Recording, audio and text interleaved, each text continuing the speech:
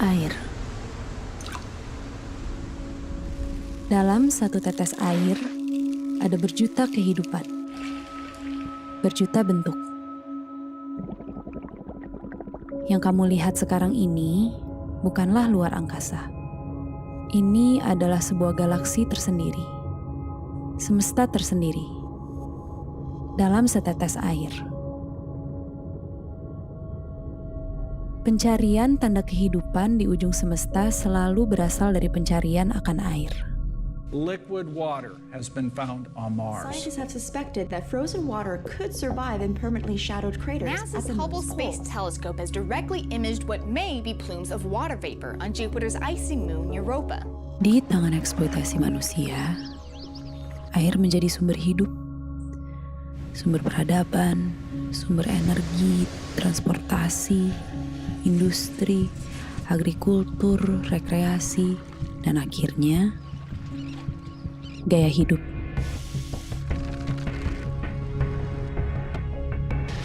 Melihat yang baru, kemudian dengan teknik fotografi secara visual menarik gitu ya. Wah, pengen juga ya. Hari ini dia menjadi tren, minggu depan dia sudah tidak bisa dipakai lagi. Konsumen tuh di brainwash bahwa busa sama dengan bersih. Busanya banyak, dikeset itu lebih bagus. Cobalah misalnya kita make untuk keperluan mandi cuci dalam satu hari sekitar 50 gram misalnya. Sedikit. Ada berapa juta orang?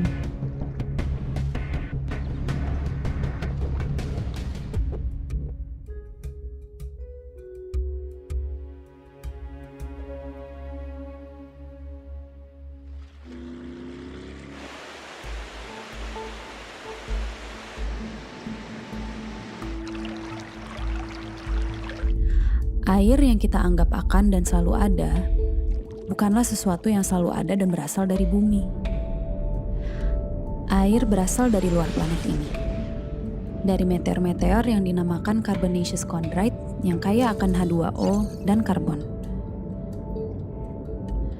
Meteor dan asteroid es yang kaya akan air ini dalam sistem tata surya terbentuk di luar batas leleh matahari. Dan selama proses penciptaan bumi, terus datang dan bertabrak-tabrakan dengan bumi. Jika kita perhatikan baik-baik, laut, atmosfer, dan segala yang ada di lapisan terluar bumi ini sangat tipis dibandingkan dengan mantel dan inti bumi. Jumlah air sangat sedikit dan terbatas, terutama jumlah air tawar dan air bersih. Bayangkan, hadiah yang sangat langka dari semesta untuk bumi ini. Hadiah berupa air, berupa kehidupan.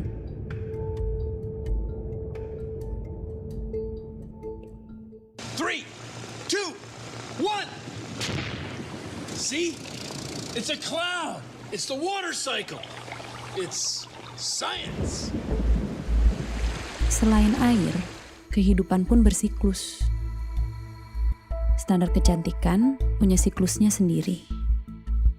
Standar tubuh yang ideal, kulit yang ideal, wajah yang ideal, penampilan yang ideal, pakaian yang ideal.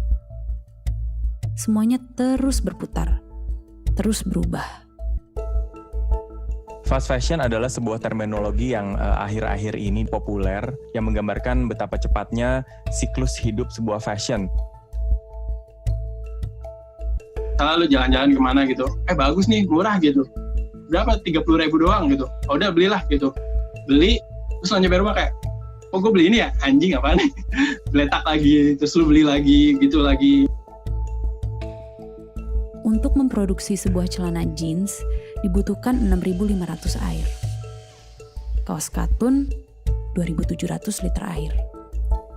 Sedangkan tubuh manusia hanya butuh 600 liter untuk diminum per tahun.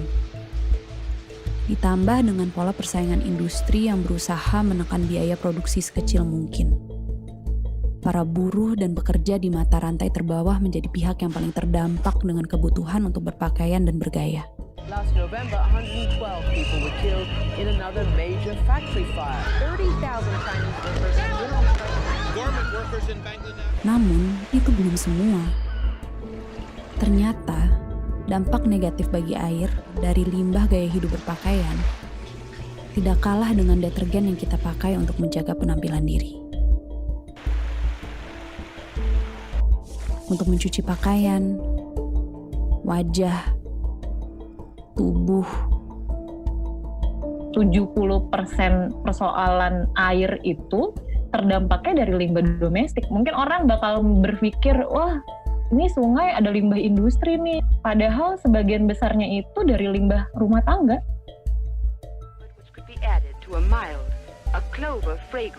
SLS adalah bahan kimia yang wajar ditemukan di dalam kandungan produk-produk pembersih dan kecantikan.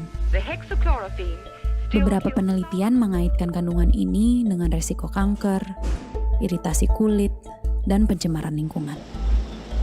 Senyawa ini biasanya ditambahkan di sabun atau di skincare gitu ya, menghasilkan busa gitu. Jadi dia bisa membilas kotoran, bahkan minyak. Bisa aja sabun yang nggak ada busa dan bersih. Pelan-pelan tuh konsumen itu kayak di brainwash bahwa sabun makin banyak berbusanya itu tuh makin bersih. Padahal it's actually not true. Busanya ini nggak mudah degradable, kayak masuk ke water stream kita, masuk ke sewer dan yang lain-lain.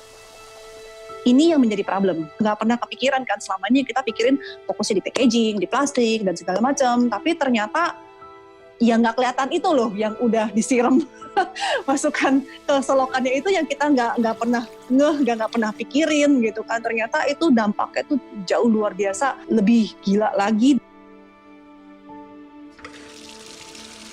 Mau nggak gitu mandi di hari pertama, nanti mandi lagi di hari ke-10 gitu misalnya, karena biar nunggu LAS-nya larut dulu misalnya di alam gitu. Sebuah penelitian di Institut Aerospace Stuttgart menemukan bahwa air menyimpan suatu bentuk memori secara mikroskopik. Dari satu gelas air yang sama, saat diteliti tiap orang berbeda, gambaran mikroskopik yang dihasilkan juga sangat berbeda. Menghasilkan memori air yang berbeda. Saat satu jenis bunga dimasukkan ke dalam air, lalu air tersebut diambil dan dilihat secara mikroskopik, hasilnya menyerupai bunga tersebut. Saat jenis bunga lain yang dimasukkan, kemudian secara mikroskopik pun visual yang ada berubah. Semesta yang ada berbeda. Semesta seperti apa yang ada di dalam setetes air deterjen?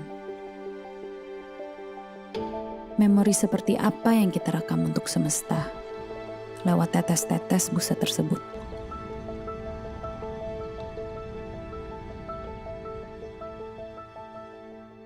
So we pour our waste chemicals and detergents into our rivers. Suds may or may not have been valuable in a kitchen sink. In a river, they can be lethal, killing the plants and the fish.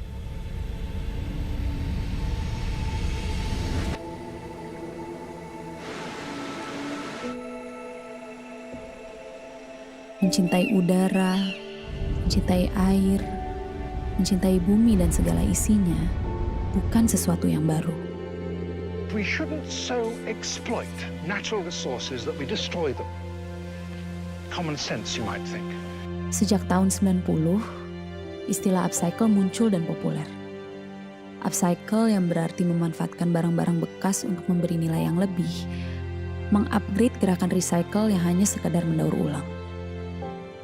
Upcycle mengajak kita kembali mengingat cara hidup nenek dan kakek kita, yang penuh pertimbangan, tidak boros, yang penuh kesadaran dalam konsumsi.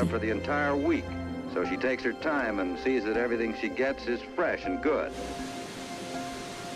Pandemik yang terjadi membawa orang merubah prioritas hidup.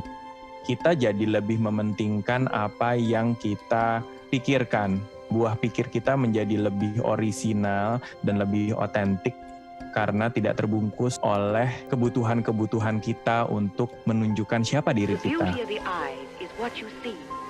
yang tadinya tidak bisa keluar rumah kalau tidak pakai baju merek ABC dengan parfum ABC dan makeup ABC, sekarang menjadi lebih simple untuk menyikapi dirinya gitu. Prediksi 10 tahun ke depan tuh orang lebih memilih merepair atau merenew atau memperbarui bajunya dia yang udah ada dibandingkan dia beli baju baru.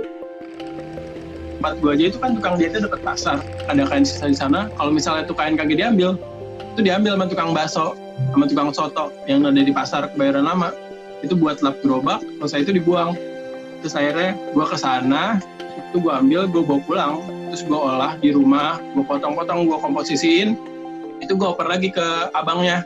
Terus nanti dia yang ngejahitin.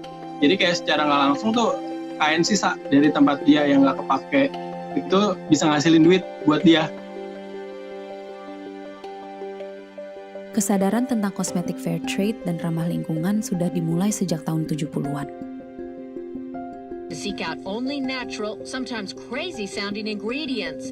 Bananas for her shampoos, mud creams from India. Dan walaupun pada akhirnya para pelaku kosmetik fair trade dan sadar lingkungan terus tergilas roda industri, jejak perjuangan kosmetik ramah lingkungan terus tumbuh. Memang ada drawback-nya, karena dari segi harga itu jauh banget bedanya. Kayak SLS itu kan murah banget, mungkin sekilo 10.000, 20.000. Nah, sedangkan kalau bahan-bahan natural itu sekilonya bisa juta-jutaan gitu. Jadi harganya berkali-kali lipat. Solusi itu bukan di produk, 80% polusi itu dari dalam diri kita sendiri. Dan itu semua mulai dari pikiran.